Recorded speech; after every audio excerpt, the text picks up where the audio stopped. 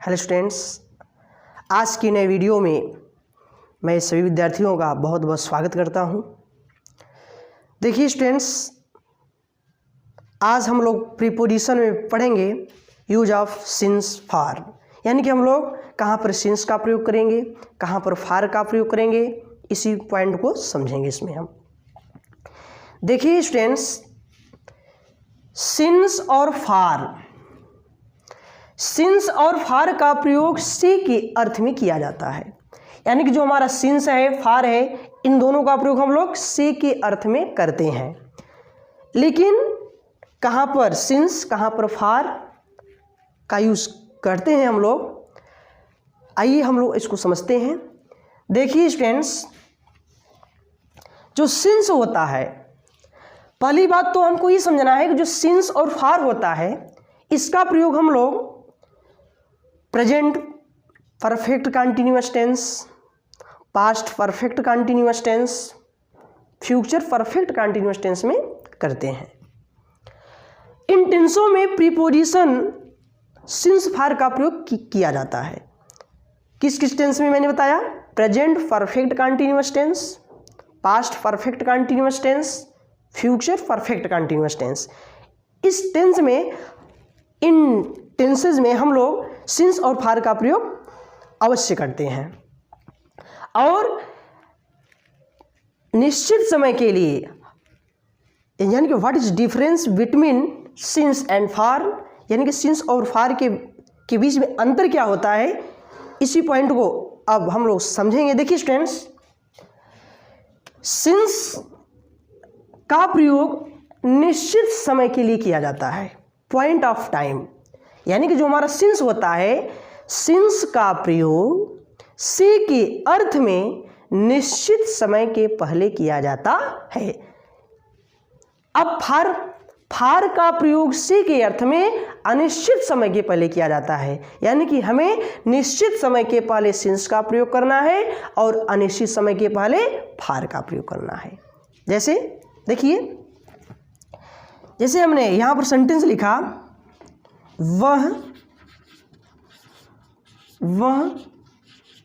सुबह से पढ़ रहा है। वह सुबह से पढ़ रहा है।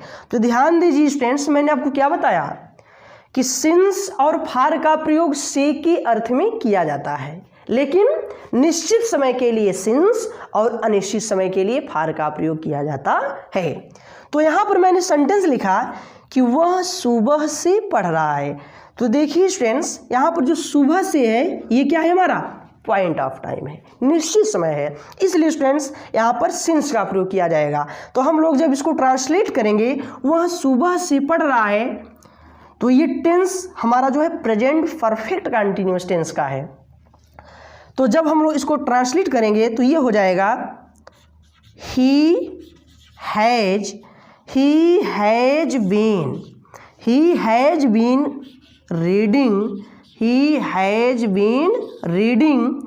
since morning।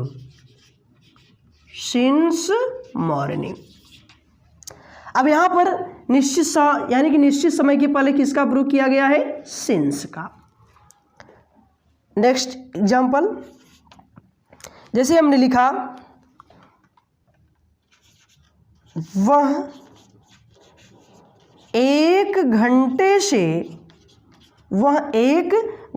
से सो रहा है। वह 1 घंटे से सो रहा है।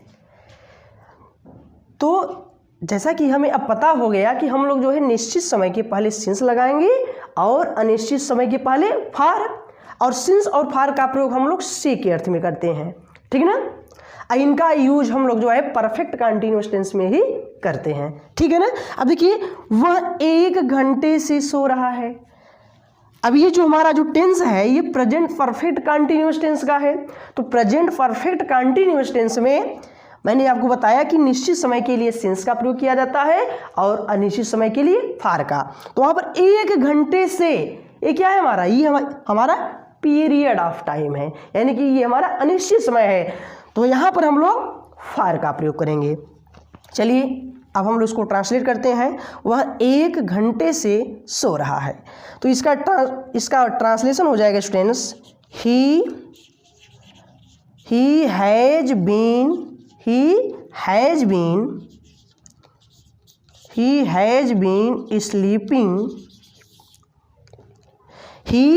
Been sleeping for N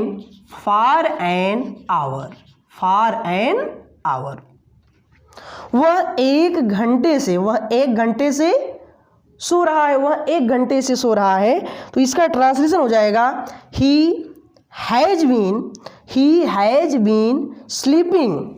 sleep माने क्या होता है? सोना होता है। तो he has been sleeping for an hour. For an hour का मतलब होता है 1 घंटे से, यानी कि वह 1 घंटे से सो रहा है। तो इसका ट्रांसलेशन होगा, he has been sleeping for an our.